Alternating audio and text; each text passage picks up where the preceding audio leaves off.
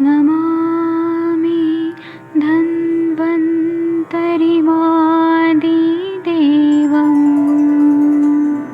सुरासुरैर्वन्दितपादपद्मम् लोके जरामृत्युनाशम्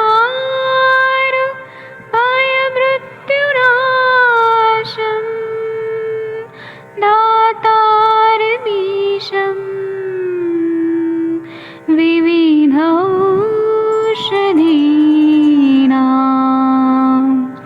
शङ्खं चक्रं जलौकां दधतं मृतघटं चारुतोर्भिश्चतुर्भिः सूक्ष्मस्वच्छादिरुद्यं शुकपरिविलसन् मौलिमं भोजनेत्रम् कालाम्बोदोज्ज्वलाङ्गं कटितटविलसत् चारुपीताम्बराढ्यं वन्दे धन्वन्तरिन्तं निखिलगदमिव प्रौढदावाग्निनीलम्।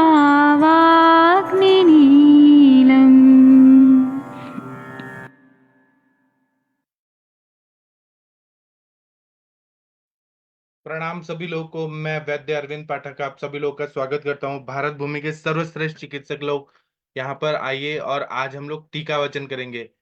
सभी को मैं प्रणाम करता हूं। और हम लोग कल बहुत बढ़िया बस्ती के बारे में पढ़ रहे थे। मैं आदरणीय सर से रिक्वेस्ट करूंगा 43-44 नंबर का श्लोक पढ़ दीजिए सर। जी, ये शुक्रवर्धक बस्ती है। मृगाणाम लघुभद्राणाम दशमूलस्य चांबसा हपुषा मिशिंगायिकल के वातहरः परम निरुहो अत्यर्थ वृश्यश्च महास्नेह समन्वितः। यहाँ कहते हैं कि लघु हिरण आदि बड़े सुअर आदि पशुओं का मांस दशमूल के क्वात में हाउबेर सौंप मुस्ता इनका कल मिलाकर दी गई बस्ती अतिशय वात नाशक महास्नेह घी तेल वसा मज्जा के साथ साथ ये अति वृश्य होती है। जी वैद्य जी। जी बहुत बढ़िया बताया सर आपने। इसमें छोटा हरिण जो रहता है मृग वो लेना है। और उस बड़ा सुअर आदि पशुओं का मांस रस या मांस और उसको दशमूल के क्वाथ में। जो लोग नॉनवेज खाते हैं उनके लिए है, जो लोग नहीं खाते हैं मिलेगा उनको कहाँ ये वैद्य मांस जी, ये हटा तो दे। मिलेगा ही नहीं। जी आजकल तो कोई नहीं मिलेगा। तो और ये मारना भी वो मेनका गांधी जी आके पकड़ लेंगी। तो हरिन तो मार ही नहीं सकते हैं। सलमान खान पे अभी भी केस चल रहा है। तो दशमूल के क्वाथ में हाउबेर सौंफ और मुस्ता इनका कल मिलाकर बस्ती जो देते हैं वो वातनाशक है। और महास्नेह के साथ अतिवृश्य है। शुक्र बहुत अच्छा से बनाता है। घृत तेल वसा मज्जा के साथ बनाया हुआ है। तो हम कम से कम घी और तेल तो यूज कर ही सकते हैं। और हाउबेर सौंफ मुस्ता अब यहाँ पे सौंफ सौंफ जहाँ पे लिखा है ना, यहाँ पे शतावा है, सौंफ नहीं है। लेकिन हिंदी ट्रांसलेशन में थोड़ा गड़बड़ किया गया है। इसका टीका पढ़ना है। आदरणीय वीना मैडम आप पढ़ेंगी क्या कृपया? हाँ, पढ़ती हूँ सर। 43-44 का। हाँ टीका पढ़ना है। रुखाना ब्रह्मताम उभय रूपाणा मृगाणां मासाना ह्रस्वानाम ऐसे पढ़िए ना, ह्रस्वानाम बृहताम। बृहत्तान उसके पहले वाला बृहत्तान शब्द क्यों आपने छोड़ दिया? उसके पहले नहीं भी एक। रुस्वाना हाँ रुस्वाना बृहत्ताम उभय रूपाणा मृगाणा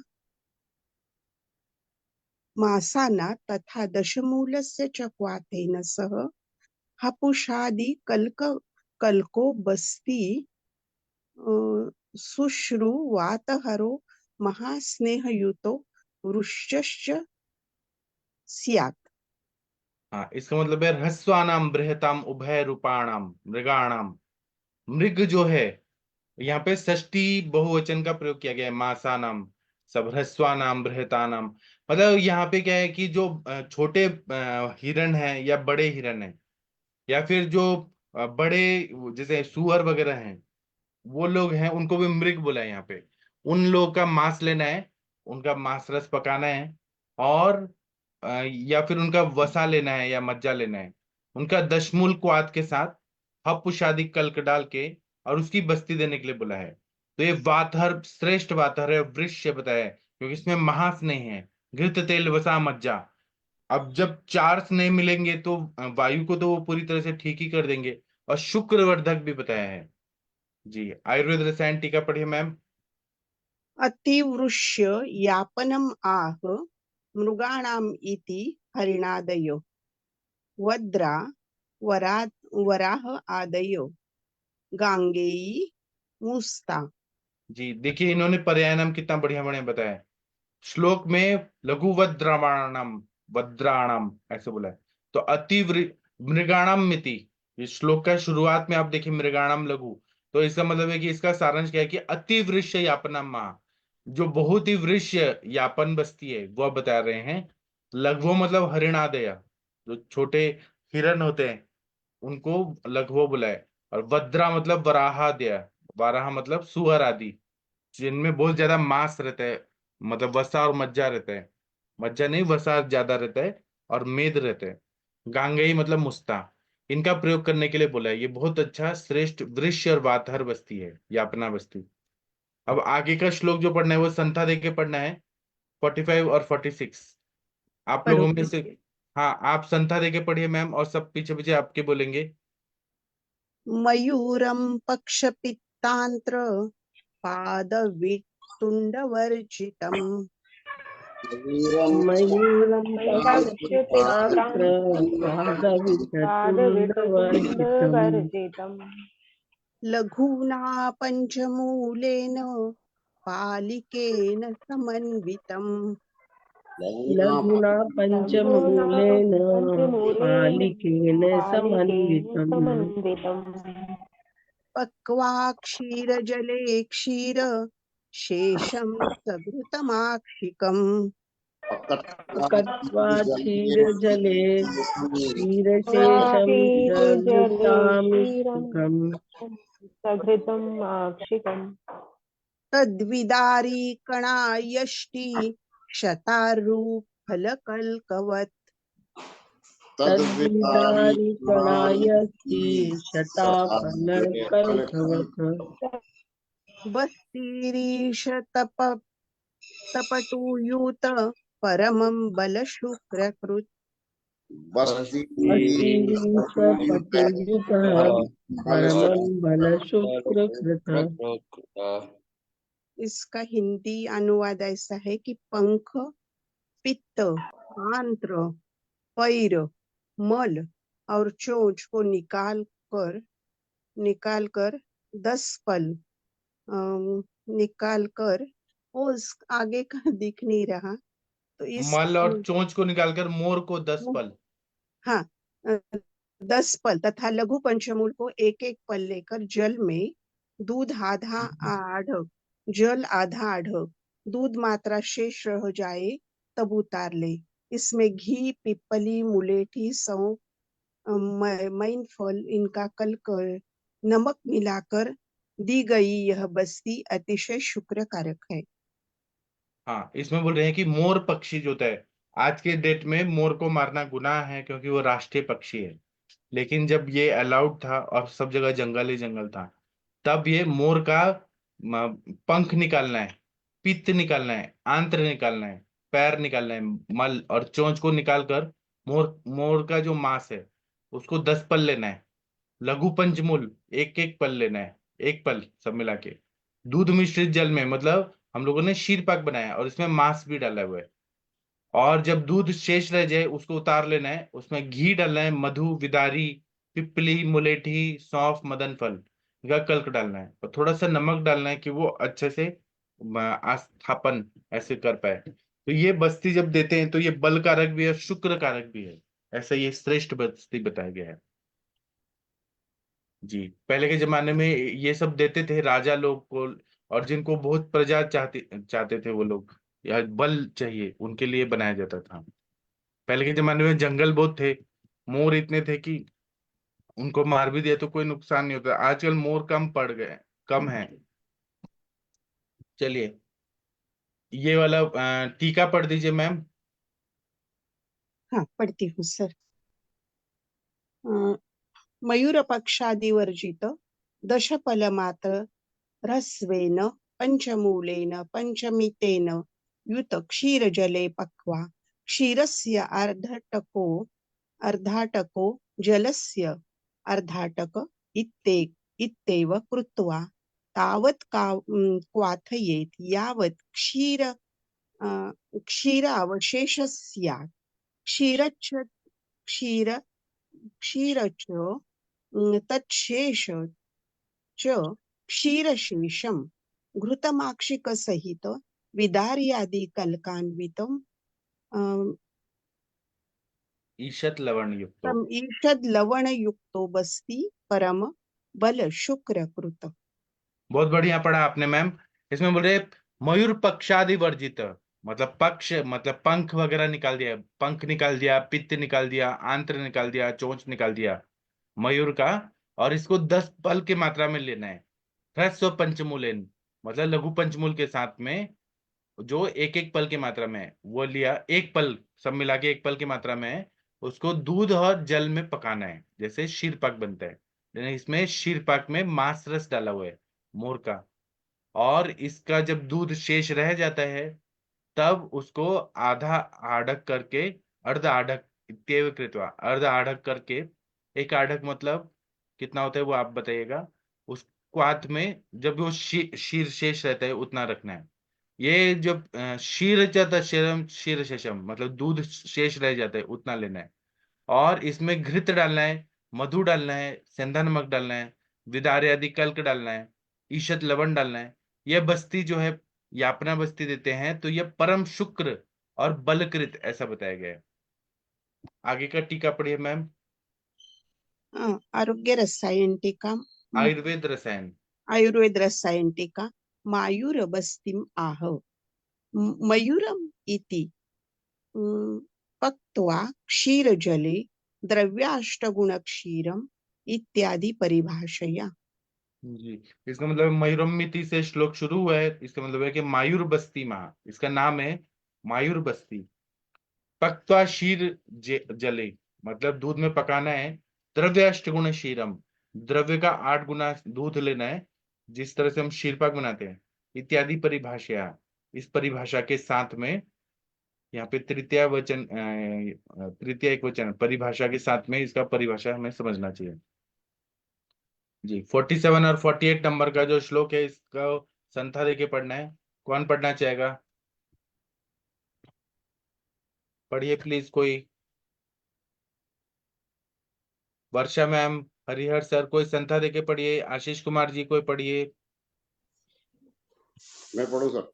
हाँ सर पढ़िए सर। कल्पनेयं पृथक् कार्यातीतर प्रभूतिसी अपि कल्पेनेयं पृथक् कार्या तिथिरि प्रसूतिष्वपि विषकरेषु समस्तेषु प्रतदुपसयेषु च विष्करेषु समस्तेषु प्रसहेषु च जलचरासु तद्वत्यमस्येषु क्षीरवर्जिता जलचारिषु जलचारेषु तद्वत्तेषु क्षीरवर्जिता। इसी प्रकार की कल्पना तीतर आदि में, विष्करों में, पृथदों में, प्रसयों में पृथक पृथक करनी चाहिए। विष्कर वो पक्षी होते हैं जो फैलाकर खाते हैं, और पृथद वो होते हैं जो चोंच से मारकर चोंच को मारते हैं, और प्रसय वो होते हैं जो छीनकर खाते हैं। जलचर प्राणियों में भी इसी कल्पना का प्रयोग कर सकते हैं, परंतु मछलियों में इस कल्पना को बिना दूध के ही प्रयोग में लाना चाहिए, क्योंकि मत्स्य मांस से निर्मित बस्तियों में दूध का प्रयोग वर्जित है। Thank you sir. मछली का नहीं करना है, क्योंकि यहाँ पे दूध और मछली ये विरुद्ध है, और बस्ती में भी अलाउड नहीं है, इसलिए मत्स्येषु क्षीर वर्जिता ऐसे बोला है। तो जिस तरह से मोर का प्रयोग किया गया है, पंख वगैरह निकाल के उसका प्रयोग बताया, उसी तरह से तितर पक्षी हो गया, विशिकर पक्षी हो गया जो छीनकर खाते हैं, प्रतुद हो गया जो फैलाकर खाते हैं, प्रसह हो गया जो चोंच से खाते हैं। ये अलग अलग बताए हैं, हम लोगों ने सब पढ़ा हुआ है बीएमएस में। तो इन सब का प्रयोग करना है उनका मांस रस बना के दूध के साथ। इस तरह से जलचर प्राणियों में भी यही कल्पना करना है, लेकिन मछली के बिना, मछली और दूध है उससे अगर वो देंगे तो व्हाइट पैचेस सब जगह आ जाएगा, मतलब ल्यूकोडर्मा हो सकता है, श्वेत्र हो सकता है। चलिए इसका हम टीका पढ़ेंगे।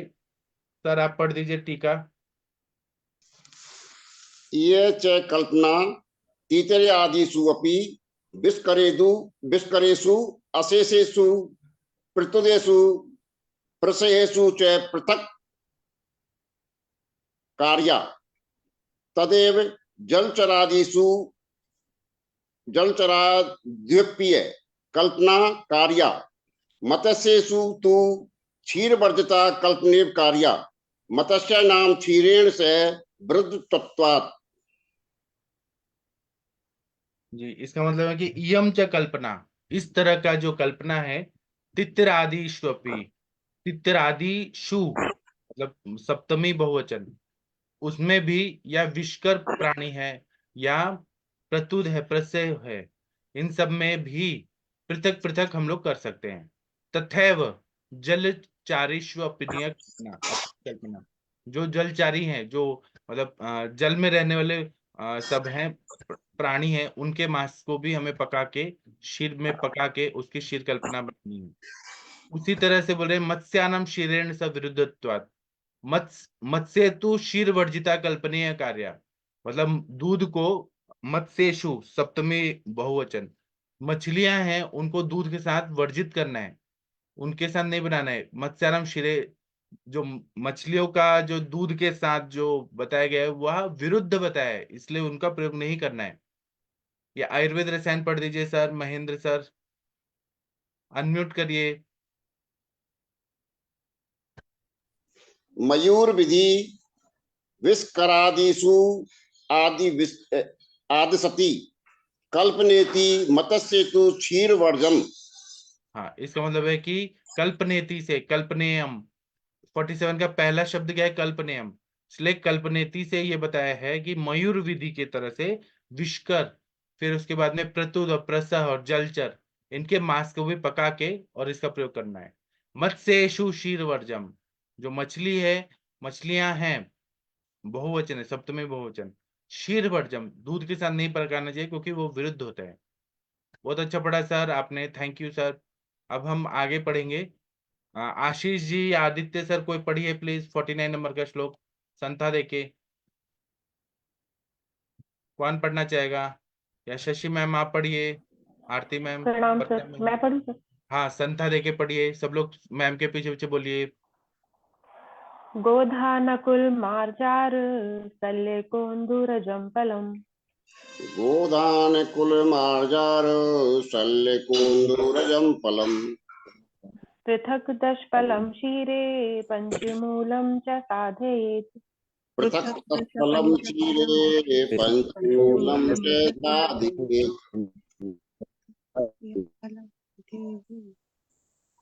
पढ़िए। तत्कयः फलवैदेहो कल्कद्विलवणान्वितम्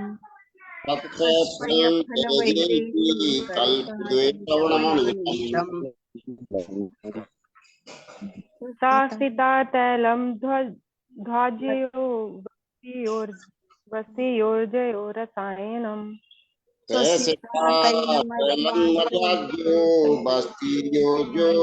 रसायनम व्यायामम् अथितोरुक क्षीरेन्द्रिय बलौज्ञसाम से दिख नहीं रहा है क्लियर। व्यायाम क्षीरे इंद्रिय बलौज्ञसाम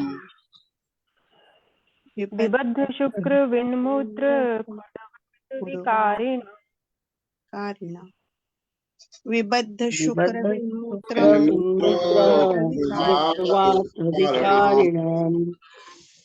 गजवाजिरथ शोभ भग्न जर्जरितात्मनाम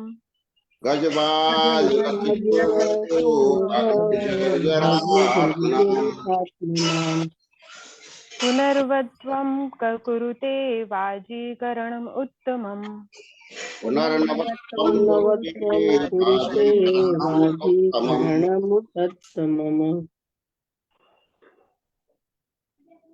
अर्थ पढ़िए मैम। गो, नेवला, बिल्ली, सेह और चूहे का मांस अलग एक एक पल, दूध 10 पल और पंचमूल के क्वाथ में पकाएं।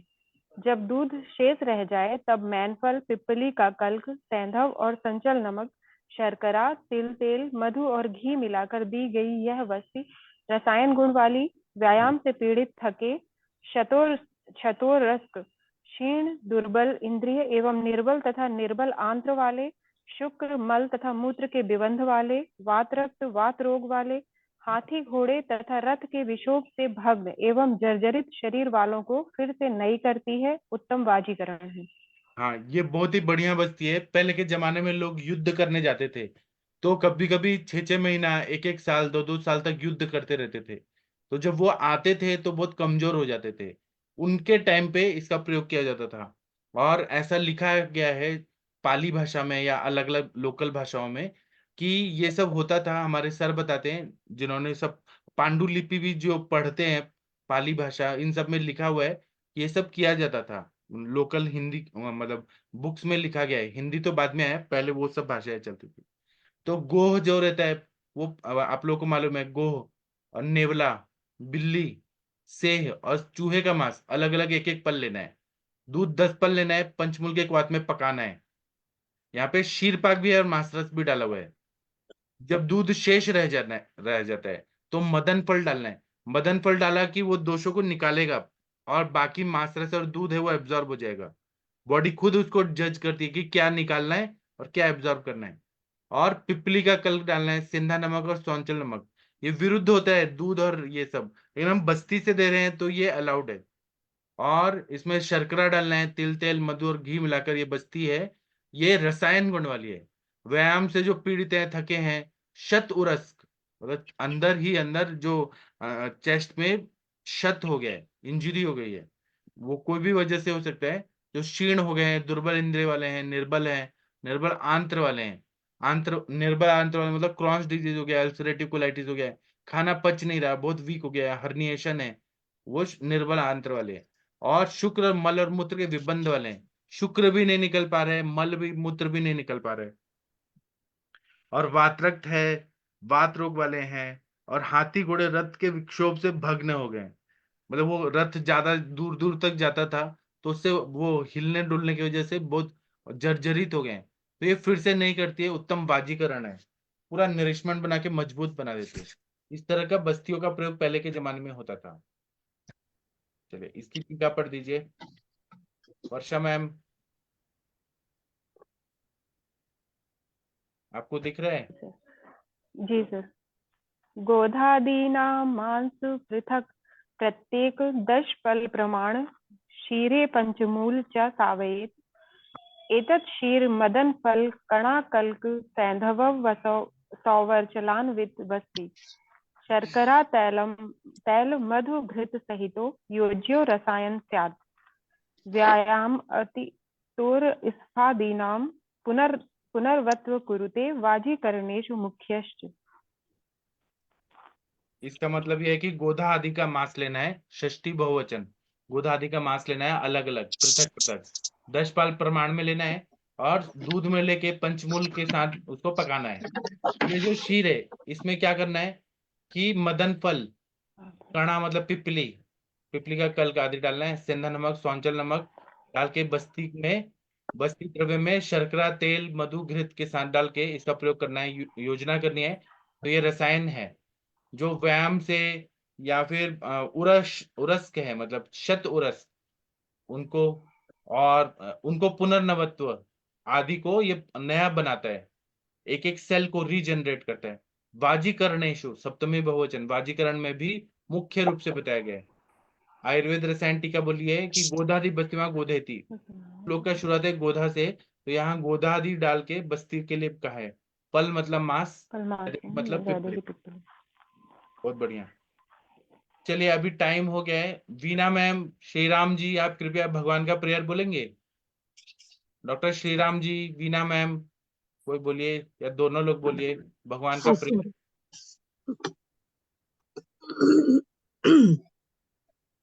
वही भगवत गीता का 15वां अध्याय।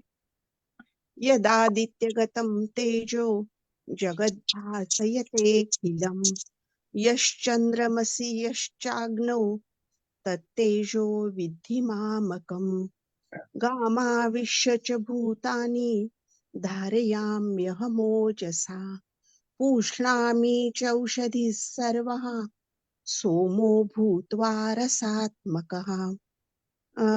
श्री भगवान बोल रहे हैं कि यद आदित्यगतम तेजो, इस जगत का जो अंधकार नाहीसा करने वाला जो सूर्य का तेज है वो मुझसे ही उत्सर्जित होता है। चंद्रमा और अग्नि का तेज भी मुझसे ही उत्सर्जित होता है। हर ग्रह गोल जो अपने जगह पे स्थिर है वो मेरे ही शक्ति और मेरे ही शक्ति से और वो कक्षा में स्थित रहते हैं। मैं ही चंद्र बनकर वनस्पति को जीवन का पुरोठा, जीवन दे रहा हूँ। Thank you sir. जी, और कोई प्रेयर करना चाहता है कर सकता है, अगर नहीं करना चाहता कोई बात नहीं। अब हम शाम को मिलेंगे। हाँ सर बोलिए। कर्पूरगौरं करुणावतारं संसार सारं भुजगेन्द्रहारं सदा वसन्तं हृदयारविन्दे भवं भवानी सहितं नमामि। भवं भवामी सहितं नमामि। Thank you. अब हम शाम को मिलेंगे। हाँ, और हम लोग सुश्रुत संहिता का टीका वचन करेंगे, जो हम गर्भ शारीर पढ़ रहे हैं उसी का टीका वचन करने वाले हैं। तो सभी को प्रणाम, थैंक यू। अब हम शाम को मिलते हैं, थैंक यू।